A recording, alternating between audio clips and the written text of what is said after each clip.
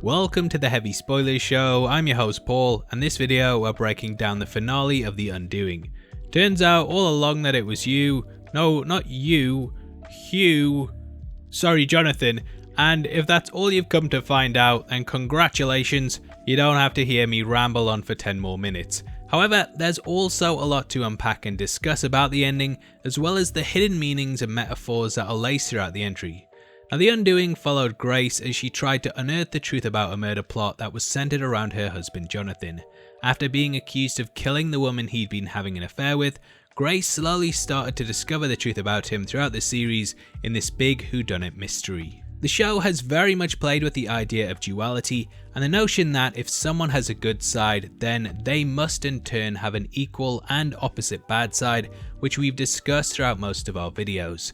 Johnathan has been portrayed as the best of us, a child cancer doctor that would do whatever was necessary for his family, but as discussed, he is in fact a monster. Now episode 6 picks up immediately after the reveal that the murder weapon was in Henry's violin case. Last week, Henry admitted to covering for his father when it came to the affair with Eleanor, and it seems like he did the same thing when it came to her death. The character discovered the murder weapon in an outdoor fireplace when they were at the beach house, but rather than tell his mother, he cleaned it and covered for his dear old dad. Now Grace has to grapple with what to do with this information, and for several weeks we've discussed how she's been blindsided by Johnathan, unable to see him for what he really was. In the first episode, she held a therapy session in which she discussed how her patient could not truly comprehend her husband for the man that he was, and thus their relationship was in some way built on a lie. This was the same with Grace, but as she was a therapist, she was able to see it in others and not herself.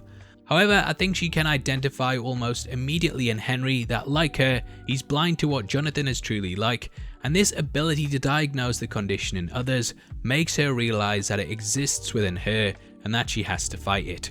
Grace simply doesn't want her son to fall victim to Johnathan's manipulation, and this almost aha-like moment and ability to identify problems in others makes her recognize her own failings and act in her family's best interests. She says she wants what's best for Henry and will do whatever is necessary to make sure that he gets it. Now the breaking point for me comes when Johnathan tries to blame their son for the murder rather than taking responsibility himself. This incredibly callous move was of course echoed in the death of his sister, in which he refused to take any responsibility for it even though he caused it. He's used to throwing kids under the bus, literally, that's so bad. And he almost does the same thing with Henry, who takes him back like Grace has so many times before. I'm sorry about that under the bus thing, it's not funny. No, Johnathan takes the stand and comes across sincere, someone who cures cancer, and just a genuinely nice British guy who probably doesn't make jokes like that. Now he calls Eleanor's son his, paints himself out as someone who could never do such a thing, and tries to excuse taking his tux to the dry cleaners, even though it's a pretty weird thing to do if you're in full panic mode. But the case could really go either way, and Miguel being put on the stand starts to spell doom for Fernando. However, Grace knows who the real monster is, and thus she enacts a plan to put him away for life. She volunteers to be put on the stand herself, stating that she will help to exonerate the character, but instead she reveals the truth about his family and his lack of remorse. Typically in American law, testifying like this could be dismissed as a spouse cannot go against their partner on the stand. However, because the defense called her up, she was able to be cross-examined and reveal the truth. Now behind the scenes, this happened because Sylvia went to the prosecution in order to make a deal to throw Johnathan under the bus. Grace knew that she had to protect her son at all costs, and though Henry wanted nothing more than to be a happy family again, we all know that it would have led to more issues down the line. This moment truly paints out Johnathan as being the guilty party, and means that the case can't be thrown out because it was the defense that called her up. Well, Sylvia did say that it was always the husband, but what this does is that it shows that Grace has finally opened her eyes to what he is and is no longer blind to what's gone on with the character. The truth shall set you free, and in some ways it does with us too. I think that the show has done an incredible job of keeping us guessing over who the real culprit is, and if you've been coming back to the breakdowns week after week, then you'll know that it was a long time before we settled on Johnathan as the true killer. However, just as Grace finally announces she knows what her husband is like, and Franklin confirms it to Henry, we ourselves learn what really happened. After the night of the party, we see Johnathan arriving at Eleanor's art studio, which is where he brutally carried out the crime. The reason that Johnathan snapped is because Eleanor tried to build a friendship with Grace and make everyone part of one big happy family. Now, why this caused issues is because, as we've mentioned, there is this duality to the character, a dichotomy in which there is an evil side, which is the part that Eleanor was with, and an opposite side, which is what we've seen with Grace. It's a Dr. Jekyll and Mr. Hyde scenario, but as we know from that tale, the two never actually existed at the same time, and thus could not be brought together. This is reflected in Johnathan, who cannot have the good and bad side of his personality brought to the forefront, because deep down he knows that if the bad is revealed, then it would mean that he could never be perceived as good, because it would rock the boat so much. Johnathan only really cares about his legacy and image, and he was willing to do anything in order to keep this up. His family, who knew the truth about him, caused the character to flee because he was unable to handle people knowing the way that he really was. This is why he killed Eleanor, to try and hide who he was from all around him, and continue living in this dream with Grace, in which the pair seemingly had the perfect life. Johnathan says that this isn't the real him, but it is, and to me, the fake Johnathan was the one we've seen masquerading as a loving husband and good father. In the end, similar to what happened when his sister died, Johnathan tries to run once more, but this time he takes Henry.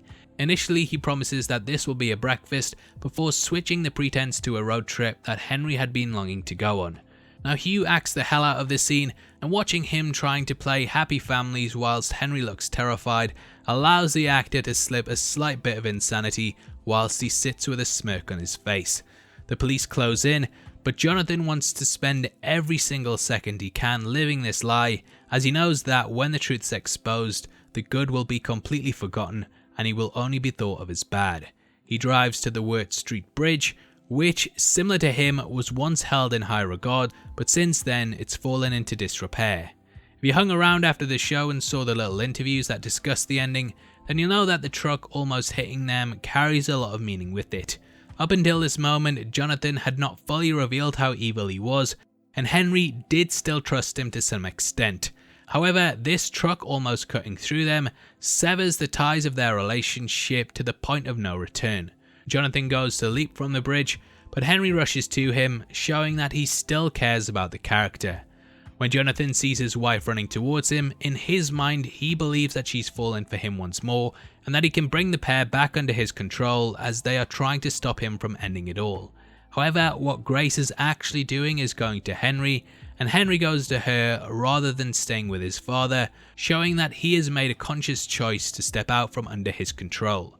Neither turn around to look at him, so he doesn't get a moment to change their minds, and with Franklin the pair leave, completely cutting all ties with him whilst he's arrested. In the end, we know that Johnathan didn't really love them, he loved that they loved him, and he has to watch as they leave potentially to season 2.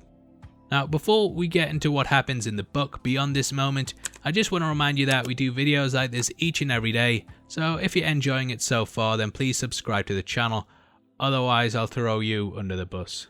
That's so bad. Anyway, the book keeps the killer as Johnathan, however, it does change a number of things. In the source material, Grace believed that because of what had been brought to the forefront, that no one would want to use her as a therapist to fix their marriage. But she does find purpose in writing a book that delves into what happened with Johnathan so that more women can avoid the warning signs. Grace actually goes and connects directly with Johnathan's family, and here she meets his brother Mitchell, who adopts the baby that Johnathan had with Eleanor. Disclaimer as well, Eleanor in the book is called Malaga.